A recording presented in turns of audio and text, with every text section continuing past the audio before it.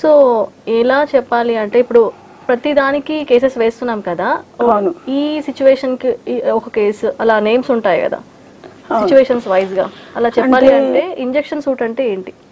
Injection suit అంటే ఇప్పుడు ఒక ప్రాపర్టీ మనది ఉంది, మన ప్రాపర్టీలో పక్కన వాళ్ళు ఎవరైనా ఇంటర్ఫియరెన్స్ అవుతున్నారు, లేదంటే ఆ ప్రాపర్టీకి సంబంధించినటువంటి ఏదైనా ఇష్యూ ఉంది, పక్కన వాళ్ళు వచ్చి ట్రెస్పాస్ చేస్తున్నారు, ఇలాంటి సందర్భంలో వాళ్ళతో మనకి ఇబ్బంది అవుతుంది, లేదంటే మన కొనుక్కున్న వాళ్ళ నుంచో పక్కన వాళ్ళ నుంచో వారసుల వల్ల ఇబ్బంది అవుతున్నప్పుడు ఆ ప్రాపర్టీకి సంబంధించినటువంటి డాక్యుమెంటేషన్ వైజ్ మనం అన్ని విధాలా కరెక్ట్గా ఉన్నప్పుడు you can approach for civil కోర్టుకి వెళ్ళొచ్చు. మీరు అక్కడ ఇంజంక్షన్ సూట్కి అప్లై చేసుకోవచ్చు. దాని మీద ఇంజంక్షన్ అనేటువంటిది తీసుకోవచ్చు. దానికి మనం ఫస్ట్ కోర్టుకు సరైన కారణాలు అనేవి చూపించుకోవాలి.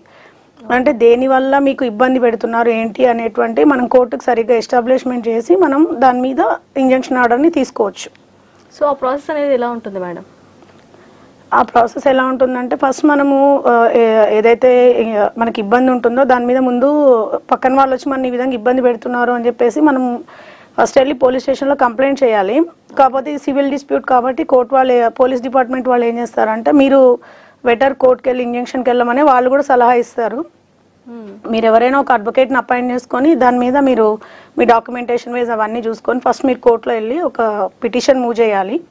ఇంజంక్షన్ సూట్కి మూవ్ చేసుకొని మీరు సేమ్ డే దాని మీద మీరు కోర్టులో మీ వాదనలు వినిపించుకొని మీది అంతా కరెక్ట్గా ఉంటే కనుక కోర్టు కేసు తీసుకుంటారు.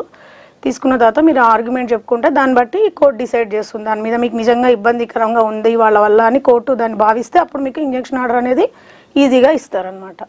ఓకే, ఇప్పుడున్న కరెంట్ సిచ్యువేషన్స్లో చాలామంది